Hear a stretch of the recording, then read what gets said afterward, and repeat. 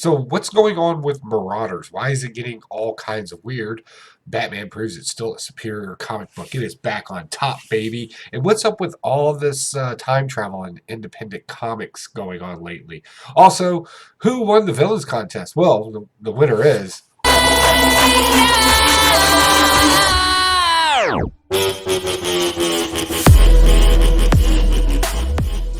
Yeah, that's a cheap ploy to get you to watch the video to the actual end. We'll announce the villains contest after we get done with the review. Hey, I'm Pocan Joe. This is my comic book review. Thanks for swinging by. If it's your first time on the channel, definitely we review comic books from this week, and we're going to break them down as best we can. If you have opinions, definitely comment down below. What did you think about any of these comics? So without further ado, let's roll into Marvel and what happened in Marvel this week. So I got my notes. I have my notes. I have my awkward sips of coffee. And I got a stack of comic books. Let's take care of this. Set this up here in case I forget something. All right, so our first comic book this week is X4. This is X-Men and the Fantastic Four. Apparently, the X-Men are starting to flex a little muscle because they're, an independent nation now, according to 100 other countries, whatever. That doesn't matter. But what they want to do is they want to go after Franklin Reed Richards' son. So why is that important? Well, he's an Omega level mutant that's slowly draining his powers. He's slightly a teenager now, so he could be considered a threat. So, of course, the X-Men want him on Krakoa.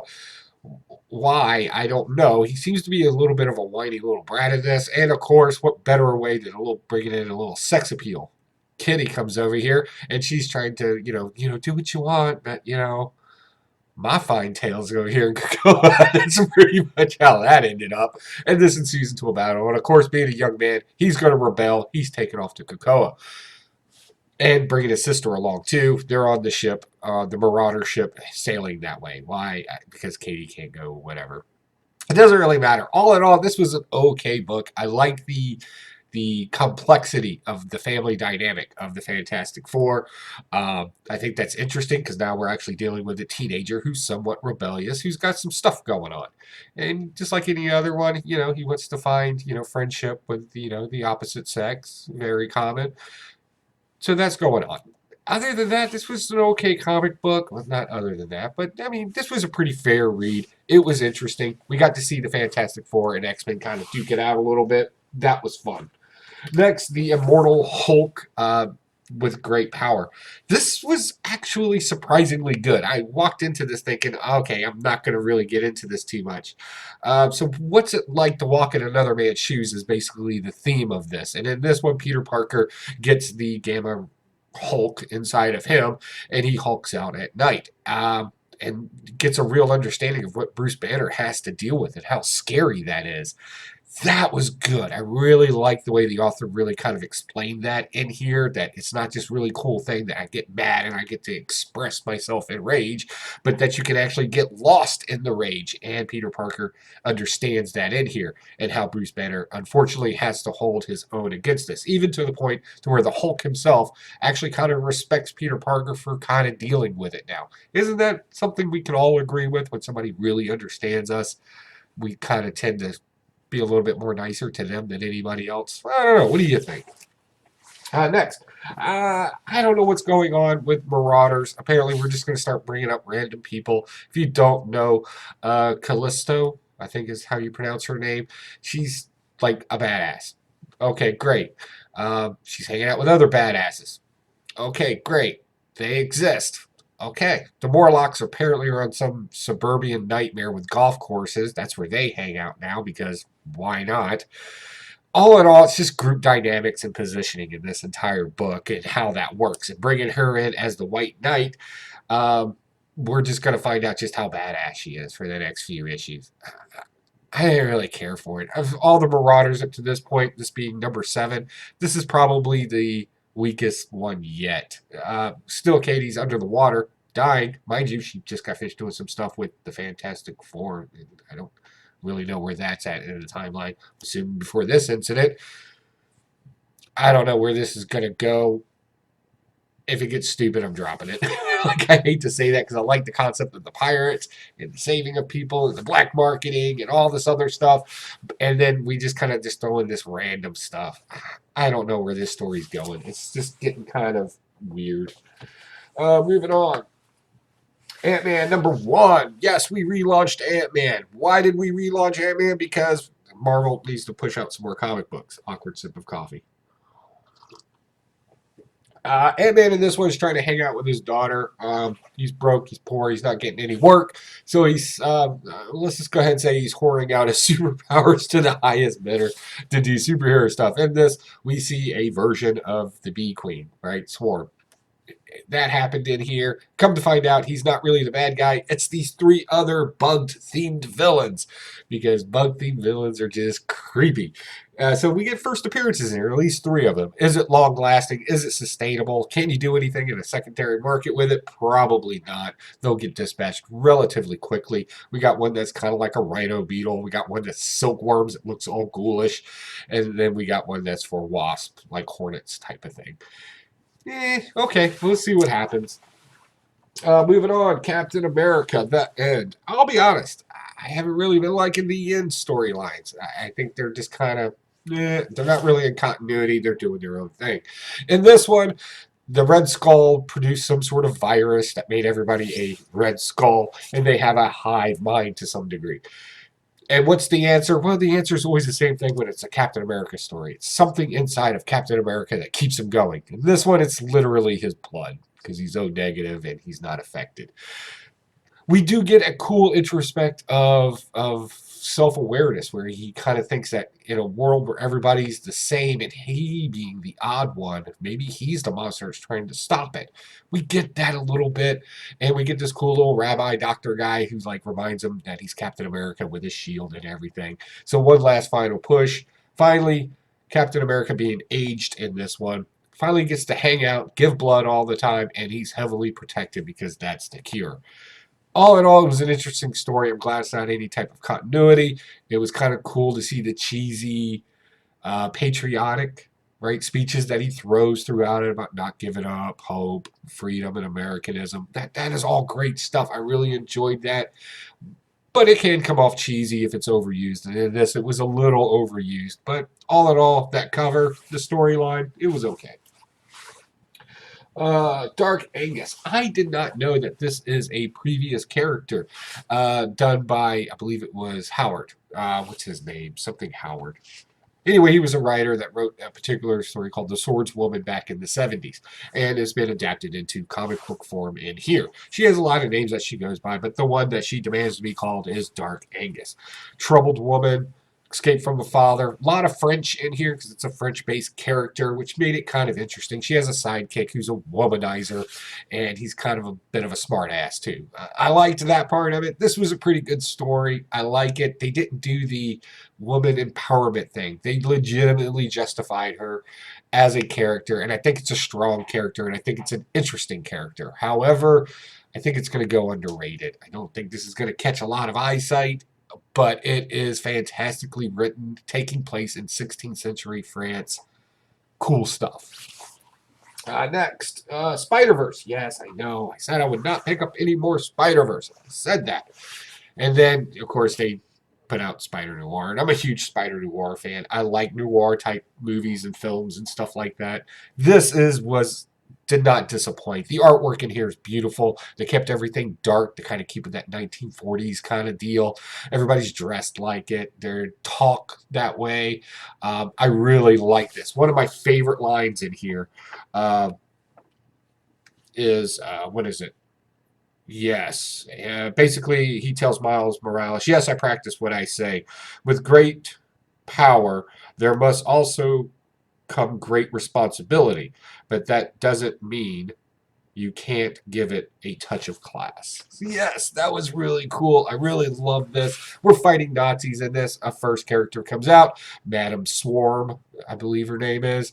She's got a problem. She wants a spider totem. He's brought back to life because the spider god has deemed it so. Because if you remember, he actually died in the last Spider-Verse. Miles Morales meets up with him while he's jumping through different realities to find out what he needs to save the spider web of destiny. I think that's cheesy, but also in this we see an advertisement for they're going to come out with a regular series of Spider Noir. I'm kind of excited about that. It's kind of like a cross between Batman and Spider-Man with a hint of coolness, right? This is awesome. So that's my Marvels this week. Let's move on to DC. Not a whole lot of DC. Only 2 DCs this week. The first one being, oh yeah, Spider-Man. Or not Spider-Man, Batman. Batman proves to be a superior comic book. We've gone back to its roots. And we're tailing off of a past story too to kind of give it a little bit more meat. Like there's a history there, so we can quickly forget about all that other stuff. In this, we find out that basically we're just playing a shell game in this. Deathstroke and his little crew escaped to jail because the Penguin broke them out to torture them and get information. Come to find out, that was part of the plan. Penguin gets his throat slit in this and tells Batman that it's all a shell game. Everything, all these targets and everything, the real goal is Bruce Wayne. So, is this the death of the Penguin? I don't know. I hope it's not, because we already killed off Alfred, so I don't see why we need to kill off the Penguin, even though he's kind of a ridiculous character to some degree. But this is fun. Catwoman apparently has something to do with all this. Apparently, all the Underground Lords at one time built the perfect crime plan with the Joker. So, is the Joker involved? Well, we know that he's running around someplace, or somebody acting like the Joker is running around someplace. Also, Harley Quinn jumps into the battle in this one as well, saving Catwoman at the end by the grave from being buried alive. So good. Good. Lots of different villains working together for their own means for a common, hopefully getting rid of somebody. Come to find out, that plan has gone out of control, and Batman has to put a stop to it. So, yeah, the villains might have to kind of step up their game a little bit. And I really love the depiction of the Riddler in this. One of my favorite villains is in here, too. Love it. It's great stuff. Super happy DC's like, yeah, we messed up. Let's fix this. Let's have an awkward sip of coffee and keep rolling. All right, so I'm a little confused by this Justice League number 40. I thought we were still off the cuffs with the whole Perpetua thing and that whole line. And when I first read it, I thought maybe I picked up the omnibus by accident, and it's not. In this one, Eradicator's coming back. If you don't remember Eradicator, he was a really bad character. He's kind of like overpowered Superman, right? It's like Superman. Superman. We're going to go with that, okay? He's coming back, and he has an army with him of other overly powered people. They get a message from a Drumax. That's a race of people that were Kryptonian at one point. He falls to Earth to warn everybody. Super overpowered. It's getting a little ridiculous. I think they're going back to that whole Invasion of Superman thing, because that's kind of the title here. I really hope not. I know that is some people's favorites out there, but I just find that storyline tiresome, and it's hard to follow. But we get a cool end page here. It's catching me, so let's go ahead and push forward with this and see what happens. For my independence this week. Oh, so yeah, the whole space travel thing. So 2 comic books are dealing with space travel, and one's just weird, and the last one is, well, it's just action and adventure. So I put these up on Facebook, which one to read. I didn't get a whole lot of response on Facebook, so on the Blast or Stash It site. So I just went ahead and bought them all. The first one is Backtrack. We're dealing with a race car driver, a getaway driver, if you will, her. Apparently she made a deal with the devil, as well as a bunch of other race car drivers and motorcycle race, and they're going to race through time for somebody's entertainment. So they start off in prehistoric times with dinosaurs and stuff running around. Nobody really knows what's going on. She has a past who needs to wrong some rights on her timeline, is the best way to put it. So everybody has a motivation to do it. We find out that one of the people in the race has actually done this before. This is not the first time this kind of thing has happened. So he's involved now. That's where they left us on the cliffhanger. This is intriguing, not because of space-time continuums and string theory or any of that stuff. It's really cool to see people that are genuinely confused. Like, they're not just okay with traveling through time. Like, everybody's like, what is going on? This is stupid. Why are there monsters? This is ridiculous. And I love it for that. It's a little postmodernism, less than normal, so I kind of like it. It's not obvious. And the story's not hard to predict. Or it is hard to predict, I should say. Like, I thought I knew how this would end It didn't. So I'm intrigued. I want to see some more of this Backtrack. Let's see where that takes us. Next, the man who effed up time. That's right. I thought this was going to be stupid. I was all ready to blast this. Had notes, even pre-blasted it before I read it, and then I read it and I had to scratch that out because I was like, "Oh, this is actually pretty funny." It's funny. We have a young man who's a lab assistant. Yeah, he's that low on the totem pole. He's basically treated like a janitor. Come to find out, he's really smart. His roommate stole all of his work. He couldn't pay for college, so he had to drop out and get this kind of part-time gig. His boss, or one of his bosses, is his roommate that stole all of his work and kind of treats him like a janitor. And that was weird. But all in all, what's it like to travel back in time? If you could go back and travel in time and change something in your life, what would the ultimate effect be? Well, it gets a little out of control and ridiculous in this, but that's what made it. That's the humor coming into it, and that was the fun. So I actually liked this. I can't believe I'm going to say it. As silly as this book is, I actually liked it. It's just a fun read. It's ridiculous to see how time changed so minor. And of course, he goes back in time to fix his one thing in the past. And of course, he takes advantage of that with lottery numbers and forgiveness to a girlfriend and everything else. So obviously, it affected time on a larger scale than he predicted. I love the fact that all the men are dressed up like Abe Lincoln and all the women are dressed up like Vikings. Like, that was fun. Weird and fun, and dinosaurs exist, apparently. Like, that's how much he affected time. Can he fix it? We'll find out. Next, Alter Realm. Right, this one's hard to talk about. 50 some odd pages of basically Dungeons and Dragons, mythology, and some gaming. Right, that's pretty much this book. It kind of collapsed all this stuff into one storyline. Honestly, it's kind of hard to follow. I'm not digging it very much. This whole Loki thing with the elves and the runes being Dungeons and Dragons dice and being underground. She gets a second chance in here. Her first of being an elfin ranger. Apparently, that's a high status in here. Apparently, she did it once, got thrown out, got restated, and was kicked out again because she's ultimately a liar. Loki tricks her into helping her escape, so the escape is about to happen and the war is happening. Guns, wolfmen with guns and tanks, and like a lot of modern stuff mixed with fantasy stuff. It's really kind of hard to follow this storyline, so I'm not really digging it very much. Last but not least, G.I. Joe Snake Hunt. This is the Snake Hunt story. This is awesome. It is nonstop action. All the classic Joe characters that you could ever want to see are in here. Snake Eyes is obviously somebody else because Snake Eyes died, but nobody seems to know that. It's some guy named Sheen. He doesn't talk a whole lot. Imagine that. That's my only criticism of this. In this, we see Destro, what he's been up to. The Joes are moving forward with their attack on Cobra. I'm liking this storyline. IDW, I thought, always have done a good job with G.I. Joe without getting ridiculous. So that's Snake Hunt, G.I. Joe number 270. All right. Last but not least, the winner of the Villains Contest. I would like to congratulate Chaos and Comics. He is the winner. He entered a comment and he explained how he feels like Galactus and when he gets hungry and how people are just pawned to him. You can tell he had a lot of fun with this. I thought he did a great job. I'm going to try to contact you on Instagram, but by all means, you can find me on Instagram. My little clicker things around here someplace. I don't know. It's not up here while I'm recording.